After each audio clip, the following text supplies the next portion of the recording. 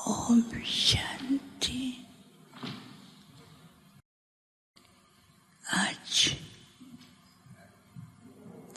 सतगुरुवार के दिन आप सबकी स्नेह भरी यादें लेकर जैसी मैं वतन में पहुंची, दूर से क्या देखती हूँ कि एक पुष्पक विमान दूर से आ रहा है और नजदीक आते ही उसमें बाबा और एडवांस पार्टी की जो हमारी दादियाँ हैं, यज्ञ की स्थापना की दादी और दादे, वो सामने बाबा के साथ पहुँचे हैं और बाबा मुस्कुरा रहे थे। बाबा ने कहा, बच्ची, आज मालूम है कि बाबा अपने यज्ञ की स्थापना के निमित्त और एडवांस पार्टी की नई दुनिया की स्थापना के विशेष रतन उनको साथ लेकर पूरे विश्व के भ्रमण के लिए गए थे। तो बाबा ने कहा, एक तरफ विश्व के अंदर एक हाहाकार, भय और ऐसा माहौल बना हुआ है जैसे कि सारा विश्व डावाडोल और हिल रहा है। तो वहाँ पर बाबा ने कहा, इन एडवांस पार्टी के विशेष रत्नों के द्वारा उनको साकाश, उनकी शांति, उनको ऐसा अनुभव कराया कि वह अपने अंदर भय से भी दूर हों और कुछ प्राप्ति, क्योंकि इस समय सब अपने इष्ट को याद कर रहे हैं, तो बाबा उनको वो वैसा ही अनुभव करा रहे थे। लेकिन फिर कुछ सेकंड में उनकी स्थिति वैसे हो जाती थी। फिर दूसरी तरफ बाबा ने कहा कि आज बाप अपने साथियों के साथ बाबा के बच्चों के विश्व में जितने भी सेवा केंद्र हैं और जितने ब्राह्मण हैं, उनके पास जाकर के चक्कर लगाया।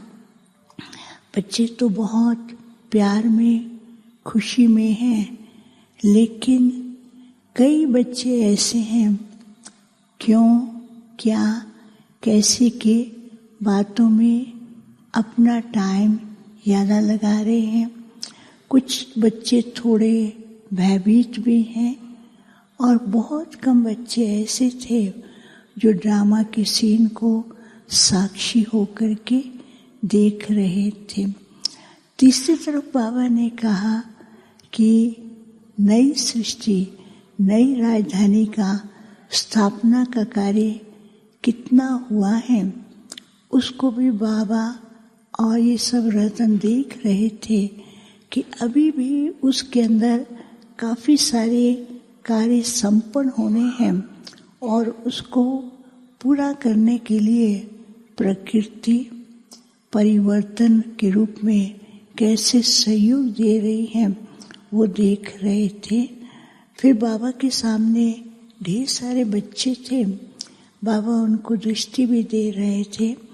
बाबा ने कहा, बाप ने तो पहले से ही बच्चों को बता दिया है कि समय की छोटी छोटी घंटियाँ बज रही हैं। कई बच्चे तो थोड़ा ध्यान देते हैं और कई बच्चे घंटी सुन कर के अलर्ट भी हो जाते हैं, फिर थोड़े टाइम में फिर वो ढीले हो जाते हैं। तो बाबा ने कहा, ये समय की घंटियाँ ऐसी हैं, अचानक कुछ न कुछ और भी परिवर्तन और बच्चों को संपन्न बनाने में सहयोग देने वाली हैं।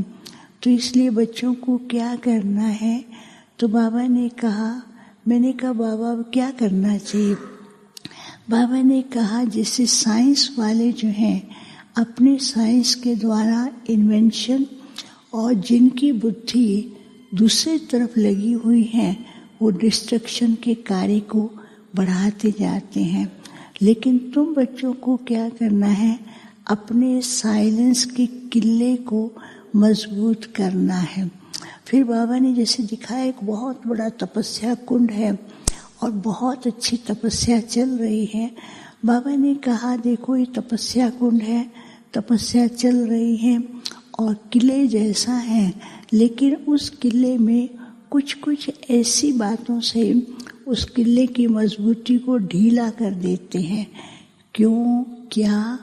फिर कईयों को एक आदत पड़ गई है व्यर्थ संकल्प करने की और कई दूसरों के बारे में ज़्यादा सोचते हैं। तो इसके कारण जो किले के अंदर